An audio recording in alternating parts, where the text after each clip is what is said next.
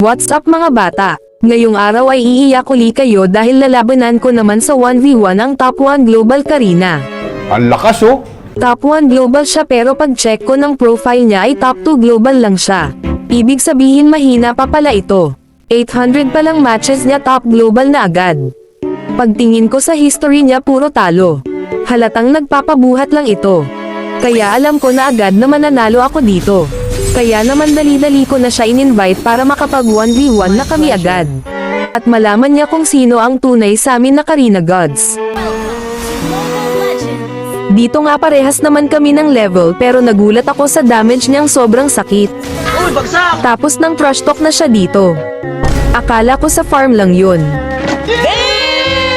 Grabe yung trash talk yun ah!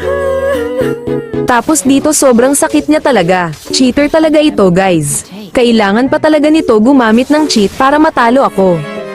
Marami ka pang kakainin na spaghetti bago mo ko matalo. Ganun pala ah. Tignan natin ngayon. My turn. Mga bata manood kayo maigi dahil dudurugin ko itong mayabang na top 1 global Karina. Kaya sorry na lang dahil iiyak uli kayo. Uy, bagsak!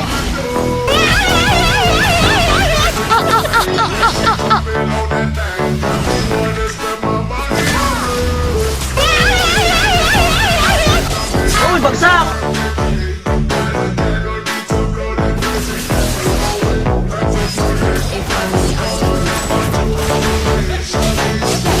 Uy, bagsak!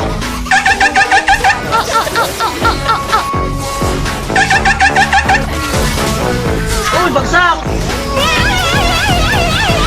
Dito papakitaan ko kayo ng mabilisang fast hand. Uy, bagsak!